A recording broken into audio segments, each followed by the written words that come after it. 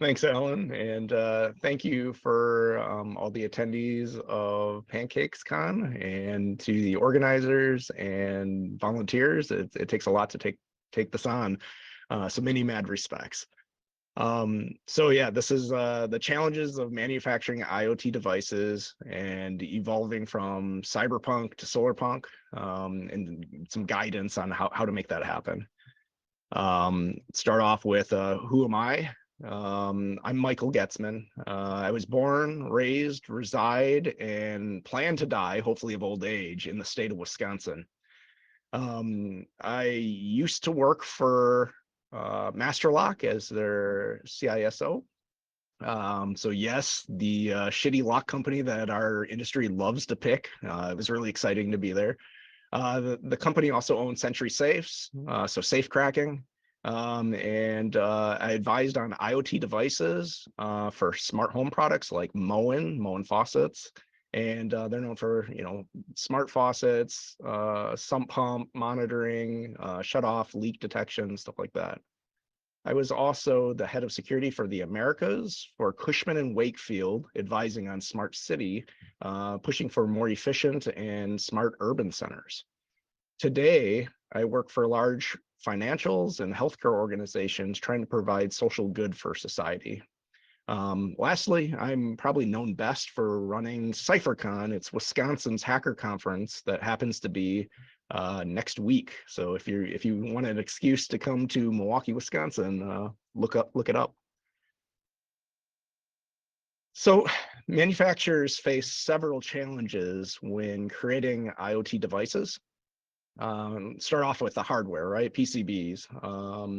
You have to create them small. You have to make them power efficient. They have to communicate with other devices, usually wirelessly. They're printed on printed circuit boards. It's a non-conductive material with defined tracks or paths of conductive material that interconnects various components. Now, as you can imagine, there's a lot of safety and design concerns of interference with other devices. You don't want a sensor for a nuclear power plant getting disrupted or high vibrations, in a mining operation, right? Next is battery life. Now, this one's always challenging. The effectiveness of the product kind of relies on low power consumption and how long the battery lasts. An example of that is my digital doorknob to get into my house, right? If that didn't last more than a couple months, I'd probably go back to the standard mechanical doorknob. Device aesthetics. Now, a lot of people don't consider this like critical, like the shape, the size, the color, the weight. In a future slide, I'm going to talk about how bad aesthetics created just a huge headache for an organization. So stay tuned for that fun one. Bugs, right? Hardware bugs. If you roll out 1 million devices and you find out you have a critical hardware bug, what do? Can you resolve it remotely with software updates? Or is there a design fault that's going to ruin the operations and cause a recall, right?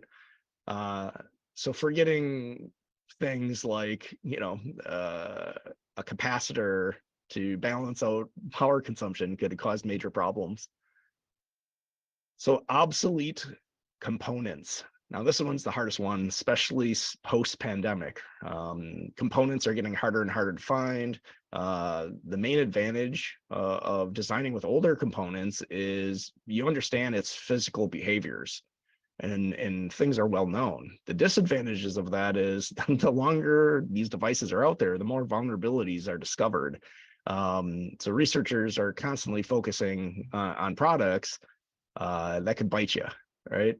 And then, as I mentioned, supply chains are a nightmare. Imagine rolling out 10,000 of one device, and then you got to change your parts, and you roll out 100,000 of those devices. Like, how do you keep track of who has what, and keeping up with all the updates and potential vulnerabilities, right? Lastly, cost. it's IoT devices are extremely expensive to manufacture. It limits adoption in the marketplace, and trying to maintain what you deliver on over a period of time can get disturbing. So I said lastly on costs, regulatory compliance, it goes along with that cost, right? Once you have something out there, it continues and continues, and regulatory compliance shifts. So what you might have calculated is $100,000 for maintaining compliance, the next year is maybe $250,000. All right, it gets difficult fast. So let's jump into the risks. People safety, life above all, right? Anybody with CISSP, that was drilled into their brain, right? And then they somehow found questions in their testing that made you say, like, well, maybe, right? Like we could potentially have a small risk to sacrifice somebody. So you mark off C, right? Equipment safety, right? So I talked about the aesthetics. Samsung suffered with their Galaxy Note. It was a design flaw. They didn't build the device so the battery could expand in temperature shifts, causing them to explode. So make the device just a slightly bigger so things don't blow up and cause environmental and equipment failure, right? Information security risk, right? So the majority of us watching are information security professionals. I think we understand what that could cause. I'll skip that one. You know the answer to that one. Data privacy and management, right? So it's weird what things capture.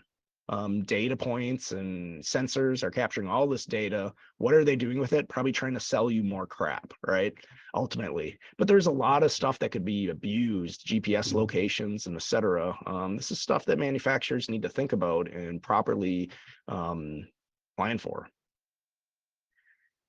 Now, IoT devices alone aren't as useful or effective, right? So IoT devices need to connect either directly or indirectly to the internet, making them vulnerable to exploits, monitoring, and other security threats. But that also, there's benefits to that, right? You have your toaster talking to your fridge, right? Manufacturers must design these devices with built-in security features, but again, time is evil. Like time, eventually that toaster is going to get compromised and then take out your fridge, right? Or and then maybe both of them will be used as nodes to attack innocent hospital systems or something, right? So manufacturers have to be very careful that their whole rollout of products don't become compromised and all used to attack another target. There's a lack of standards in the industry that the interconnectivity between devices is making it a struggle for manufacturers. So vulnerabilities. Luckily, most vulnerabilities are software related, and eventually products in most cases have the ability to get updates once they connect out to the host, right? It's what do you do with those devices that never want to connect home and they're sitting out there with potential other issues, right? So I say this like a broken record, but time is a bad ally, right? If a device hasn't connected for a year and then eventually connects, how quick does a script or a bot compromise that device? And when it is a hardware issue, the only solution is to replace the component or send software updates to like bypass the component, right? Like all vulnerabilities, the manufacturer's focus should be to prioritize vulnerabilities, remediate, and then verify. Same with typical enterprise vulnerabilities.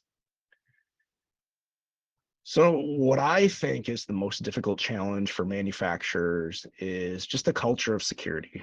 Beyond just the security team, the developers need to code in a secure way. Leadership needs to understand how to properly guide and invest in remediations and calculate risks and probabilities. What I did at former organizations is I brought them to cons, right? Like legit brought developers who had no interest in cybersecurity, brought them to some of the larger cons and let them just have fun, right? Like this is not a work thing. This is like individual, go have fun and see what the rest of us are feeling and get them involved, right? By making it fun, it makes them think in their day-to-day job, even subconsciously, hey, like maybe we should think about this, right? And then the biggest challenge, and I'm still working on how to overcome this, is profits and longevity of your boss over security. When you come in and say like, hey, like we need to cancel this rollout of a product, they're going to be like, no. And like your job depends on it, your boss's job depends on it. You have to find another way. You start costing the organization too much money, they'll just replace you and find somebody that'll just sign the dotted line, right? So this is all doom and gloom. Work in cybersecurity, it's like that's my job. So let me provide some solutions, right? There is no cookie cutter method for all this, so please use this as like general guidance. Hardware, hire passionate people, hire people that genuinely like to dive into the details and make PCB boards that are beautiful. And it's a piece of art and there's deep understanding.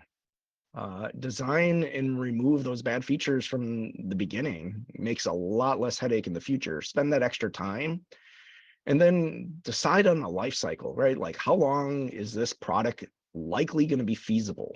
So smart city and smart home, for example, you're going to put these products embedded into the foundation of homes and skyscrapers. Can you realistically think that these products are going to last 100 years like the skyscraper might? So risks, do your QA. Quality is everything. If you have a padlock, for example, how many times can you open and close that shackle before it breaks? How much can that battery be exposed to sun, right? Run scenarios, run stress tests, like, take your product and slam it with a sledgehammer and a crowbar, like test things, right? Like you never know what's going to happen in the real world when you start rolling out in mass quantities. And then comms, right?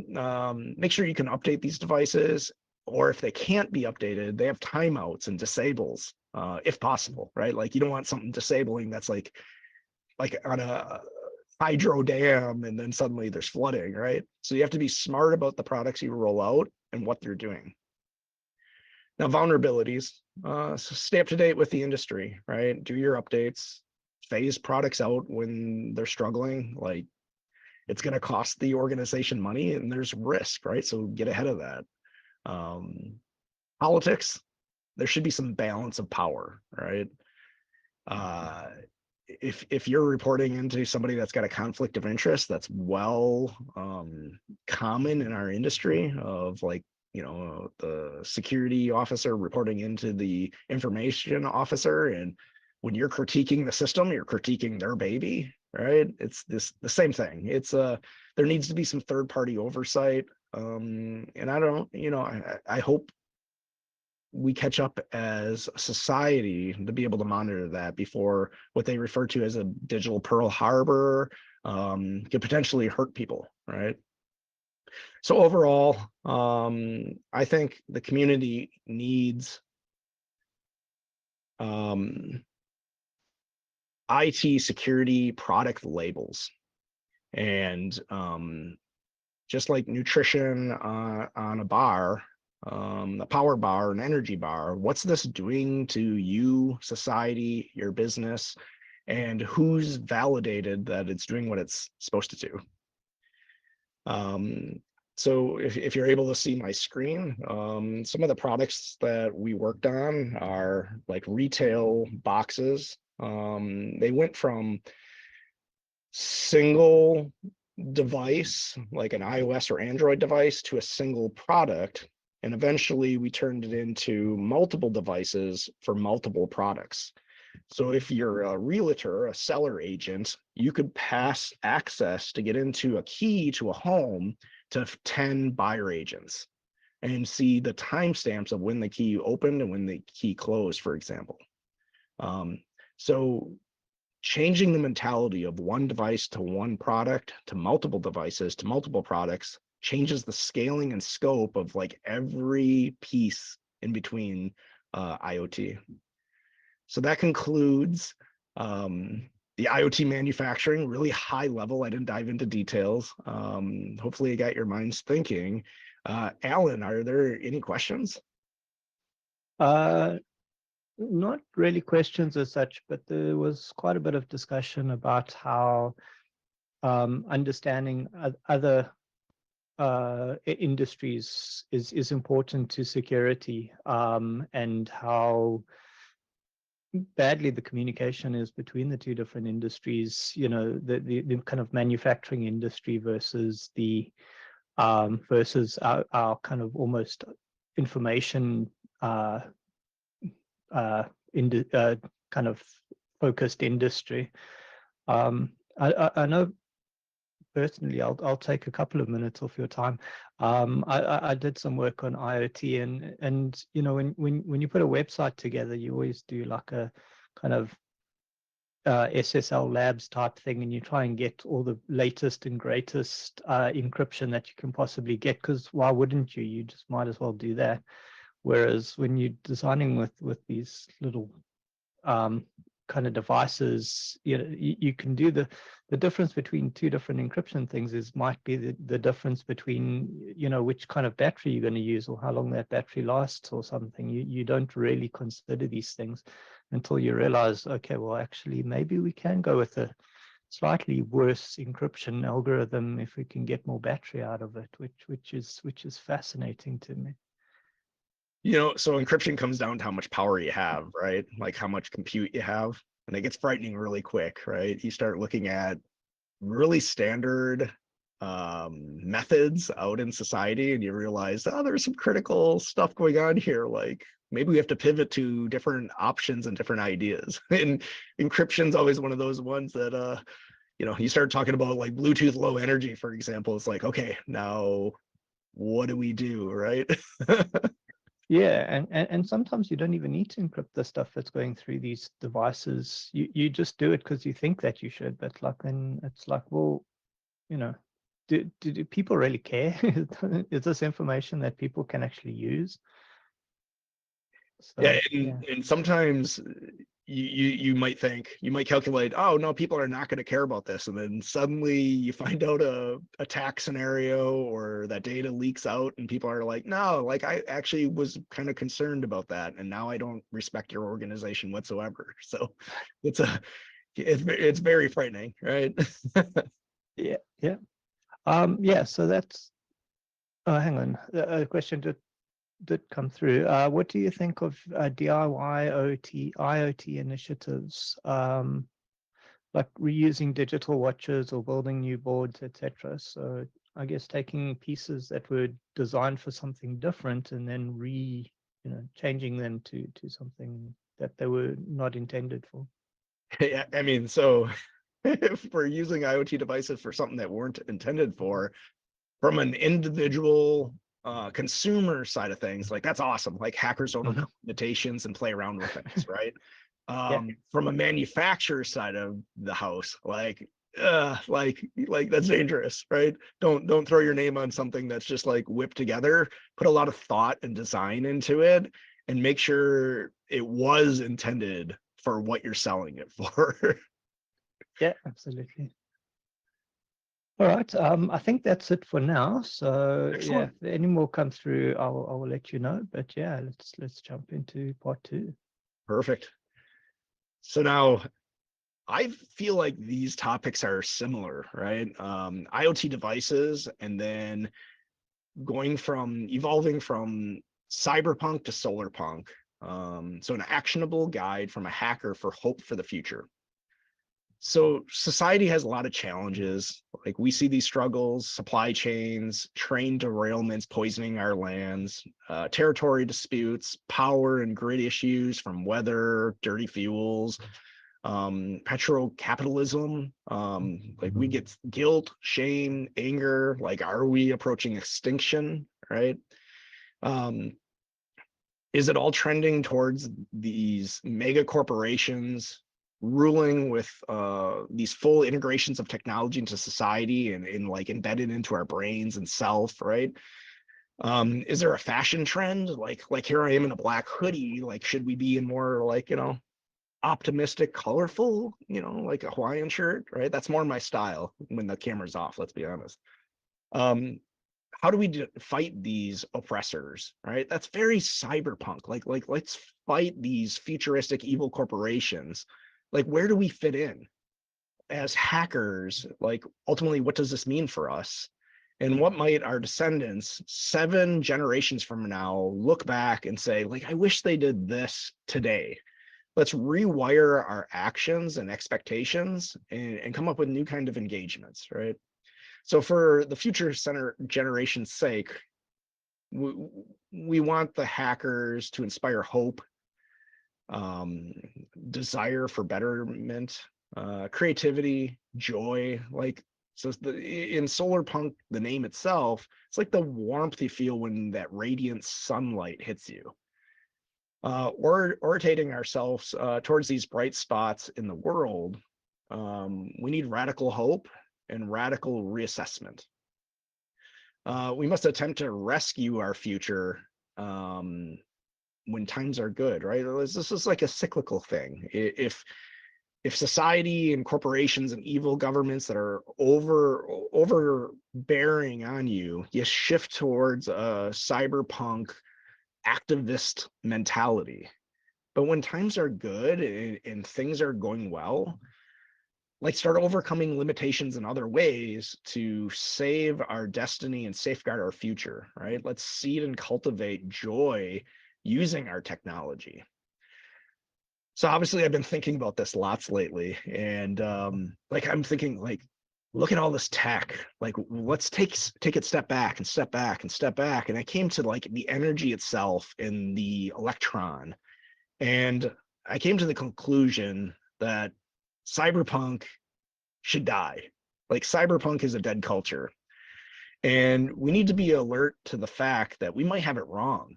Like, and because we probably do have it wrong. And don't worry, it's okay. Like, even the dark ages had culture and everybody moved on.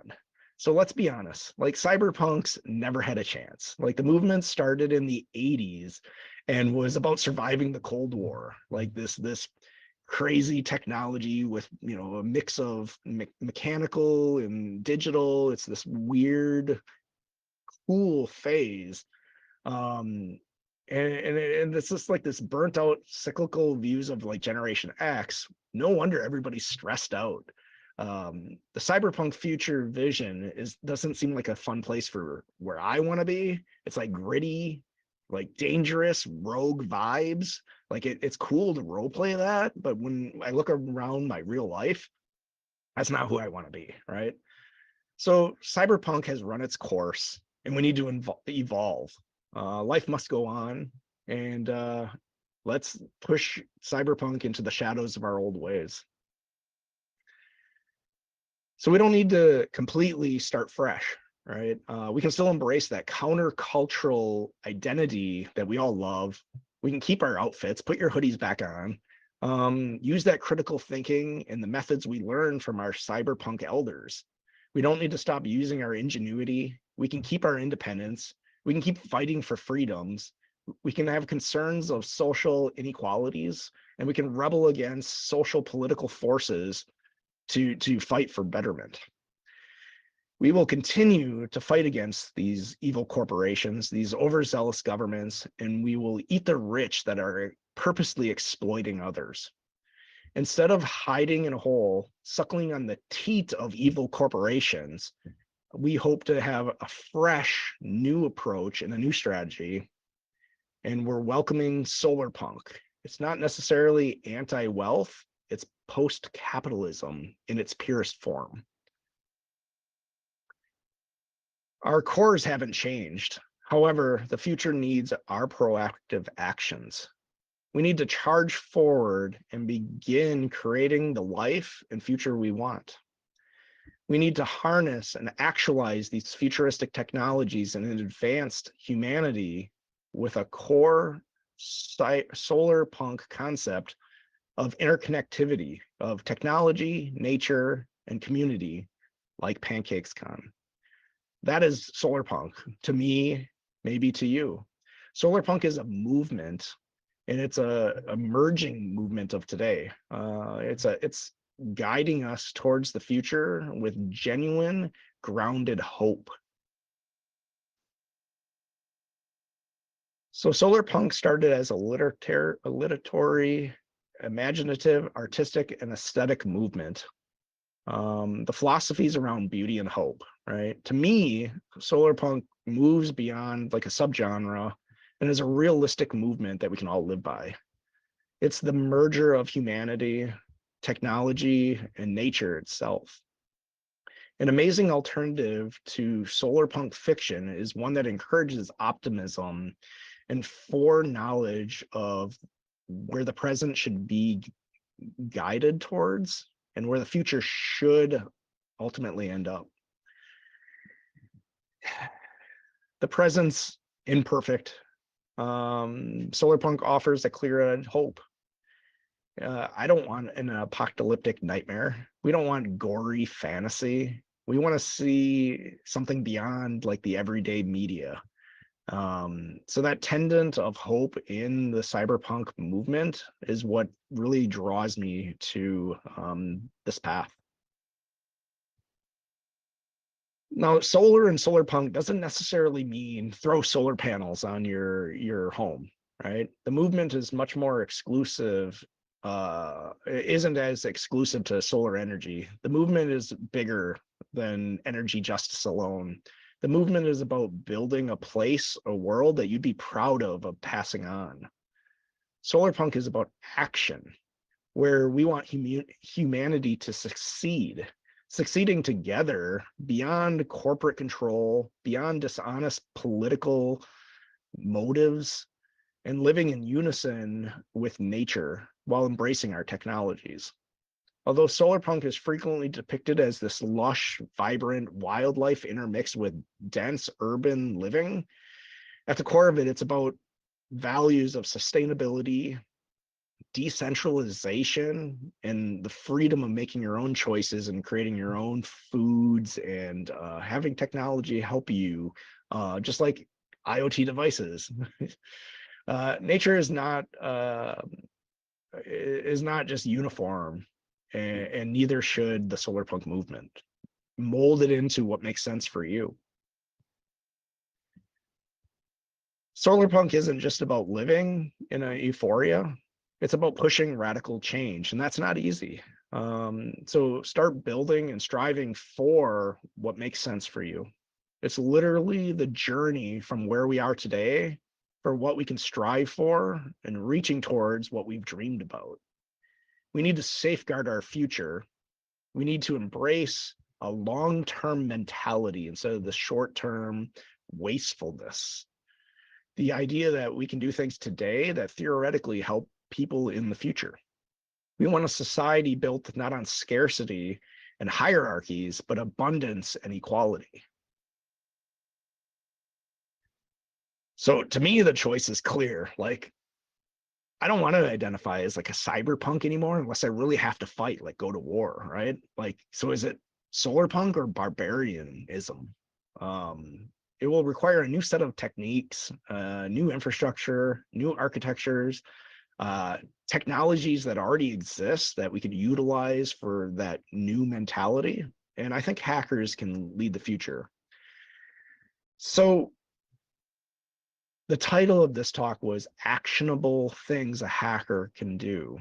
You want to decentralize things. Like literally, we're seeing different states' grids go down, right? California, Texas, New York, like Wisconsin, where I'm from, is one of the highest risks on all 50 states that potentially could go down. So do we have the means to be able to start decentralizing that power so when one part of the grid goes down, the rest stays up? And it comes down to financials. Like, I'm not going to lie to you, like, but the economics of scale can start shifting in our favor, right? And start thinking about what that means. Defy today's energy systems, right? Like coal and I think the movie There Will Be Blood, where they're like the guy standing in front of like these dirty like old mentalities, and that was like macho, right? Like, no, that's not macho. Like, wear the light color Hawaiian shirts and throw solar panels with cool batteries on your home. That I find more macho than the gritty times of 100 years ago. So realizing alternative forms of infrastructure, building things with upgraded materials and sustainability, uniting together, working together is what will make this at a mass scale, right? So if you're manufacturing IoT devices, for example, think of ideas of how just a tiny minuscule change can affect scaling across society significantly. Use technologies to support well-being, connected devices for biohacking, data, knowledge, like seriously, like as basic as just going to the doctor so things are okay. So you can, if you're not here, you can't help elevate society, right? Use technologies as hackers to overcome challenges, right? Like one thing that I find really exciting is individuals out there are jailbreaking devices, which was one of the questions, like, should we be using devices in their unintended ways? Well, if the organization is locking you down and forcing you to do it their way, that's too expensive, jailbreak the stuff. Find it in your way. That's why we're here as hackers, is to go outside that gray area. You own that device. Should you own what you're capable of doing with that device? Look into light pollution. There's efficiencies to be made there. Like, I live in a dark neighborhood. I prefer that. Like, can you get used to that too? And then there's a battery powered tractor that excited me at the Wisconsin Energy Fair. It's like, wow, like that sounds so much cleaner, of like working in like a acre large garden or a whole field of energy produced things instead of fumes, right? Like, when I think of organic gardening, I don't know if I really want some of this fake stuff in there, right? So that is my talk on Cyberpunk is dead. Solarpunk is the future. I hope you ponder what that means for your life. Thank you. Alan, any questions on Solarpunk? No, there weren't any questions, but there was a lot of positivity. I think a lot of people have been inspired by this talk. And yeah, it's very exciting. And yeah, that's pretty much all I have to say about it. There was a lot of excitement about it. So it sounds like you're onto something that people are interested in. So hopefully we'll see more of this. Awesome. Like, an example of a product that I use in my life is it's called Sense. And you clip two little devices over your main power intake to your home. Mm-hmm. Starts using algorithms to find out what's using what power within your home, right? Then you can buy these little smart plugs and you can plug in your computer into it, and it tells you precisely how much power that your computer is using and how much it eats up in a day, a month, a year. And it gives you some ideas of like, okay, like an example is I have two different freezers. One's like a deep chest freezer, and the other one's has like a glass top on it, almost like you'd find at a convenience store. Mm-hmm. And I'm like, wow, like the glass top was 3 times as much power consumption than like a deep chest freezer, right? So I ended up buying like and they're like 20 bucks a piece or less, like 10, I think they on sale, 10 bucks a piece. I went around and like everything that's drawing power in my house, I'm plugging them into the wall and I'm plugging devices into them. And I have like one collective like display of everything that's using power in my house. Okay. So I'm climbing into bed and I like open up my app and I'm like, oh, like I forgot this device on and I forgot that device on. And it's costing me like 15 cents an hour sleeping.